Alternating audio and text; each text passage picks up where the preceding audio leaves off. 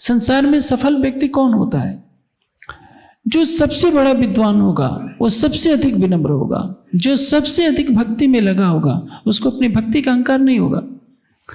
जो उथला व्यक्ति होता है ज्ञान की दृष्टि से, भक्ति की दृष्टि से, धन की दृष्टि से या किसी भी दृष्टि से, वो प्रदर्शन करता रहता है। वो ये कहेगा कि मेरे जैसा कोई भक्ति करने वाला नहीं, तो समझ लीजिए वो भक्ति में भी लाखों कोस दूर है।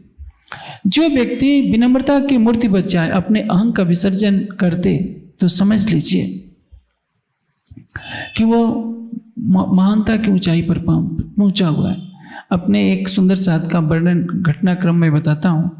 उन्होंने अपने मुख से बताई थी कि जब वे PWD में क्लर्क के पद पर मनोनीत उनको किया गया, वो बद्रीनाथ के जोशीमठ इलाके में थे। वहाँ निर्माण कार्य चल रहा था।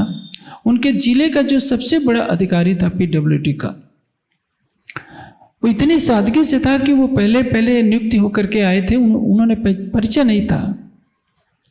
उस समय शौचालयों की इतनी व्यवस्था नहीं थी, जंगल में खुले में जाना पड़ता था लोटा लेकर। वे शौच करके आए तो उन्होंने लोटे को रखकर कहीं इधर उधर टहलने लगे कि मैं देखता हूँ।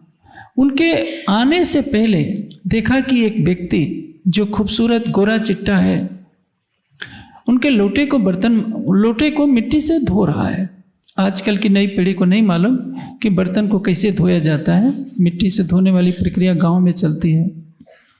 आजकल तो गांव में भी लोग मिट्टी से शायद न धोते हों, सब सर्फ से धोते हैं।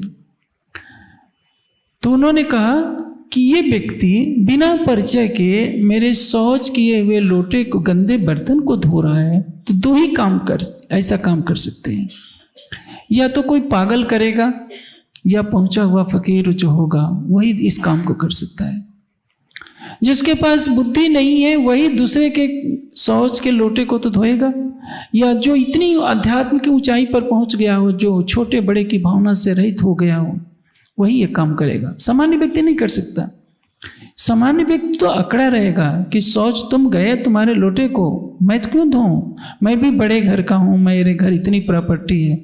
लेकिन जो अपने हस्ती को मिटा देता है, स्वयं के अस्तित्व को मिटा देता है, बीज का एक दाना जब मिट्टी में मिल जाता है तभी उससे अंकुर फूटता है, और उसी अंकुर से न जाने उस बीज जैसे कितने बीज पैदा होते हैं। लेकिन यदि थोड़ा भी जमीन के ऊपर पड़ा रहता है तो क्या होता है, वो धूस तपती दोपहरी में वो सूख जाता है, उससे अंकुर नहीं फूटता और बाद में वो सड़ गल कर समाप्त हो जाता है।